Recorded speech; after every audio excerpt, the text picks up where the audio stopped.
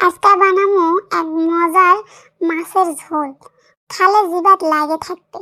আলু দিয়ে, ডালের বড়া দিয়ে মাগুর মাছের ঝোল। এটা গ্রামের মানুষের পছন্দের একটা খাবার।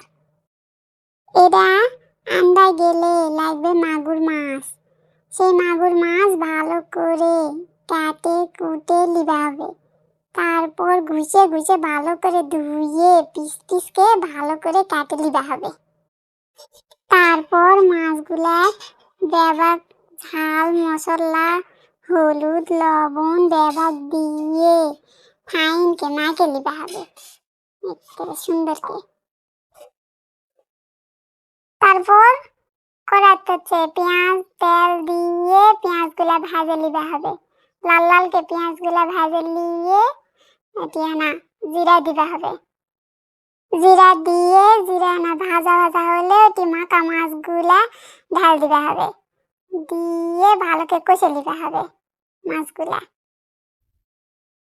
তারপর মাছটা ভালো করে কষে কষে নিতে হবে। কষে কষে নিয়ে পানি দিয়ে আরো ভালো করে কষতে হবে।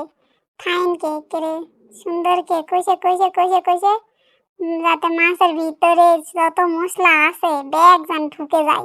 তারপর এটা নিয়ে মাছ কষতে কষতে ওটা নিয়ে যায় ডালের বড়া করতে হবে। ডালের বড়া করার জন্য ডাল আগে থেকে ভিজে থুইছি। সেই ডাল ভালো করে ব্লেন্ডারে দিয়ে ব্লেন্ড করে নিতে হবে। ব্লেন্ড করে নিয়ে ওটি মশলা টসলা পেঁয়াজ দিয়ে মাখকে ফাইনকে তেলত ভাজতে হবে। একটু লাল লালকে ফাইনকে ভাজতে হবে। দেখো কি সুন্দরকে ভাজবা দিছি। তারপর আবার করে পেঁয়াজ তেল দিয়ে ভাজে এটি আলুগুলা দিতে হবে। আলুগুলা দিয়ে একটু মশলা দিয়ে ভালো করে আলুটা কষতে হবে। কি সুন্দরকে ভাজা ভাজা করতে হবে। একটু লাল লালকে কি সুন্দরকে ভাজে ওটি পানি দিতে হবে। পানি দিয়ে আলুটা ভালো করে কষতে হবে।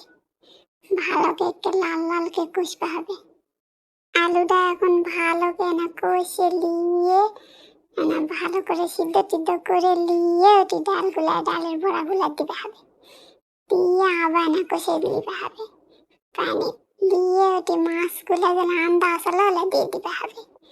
মাছগুলো দিয়ে এখন ভালো করে নাড়ে চাড়ে কষে পানি দিয়ে ভালো করে কষে নিতে হবে। নিয়ে ফাইনকে ঝোল ঝোল করে আনতে নিতে হবে। আন্দা হয়ে গেছে, এখন নামিয়ে নিতে হবে। এখন একটা বাটি ঝোলগুলা ঢালে নিয়ে কি সুন্দর ঝোল আছে। কেন গন্ধ করার জন্য জিরা ভাজে ডলে নিয়ে জিরার গুঁড়া দিতে হবে উপরে। তাহলেই হয়ে গেল আলু দিয়ে ডালের বড়া দিয়ে মাগুর মাছের ঝোল।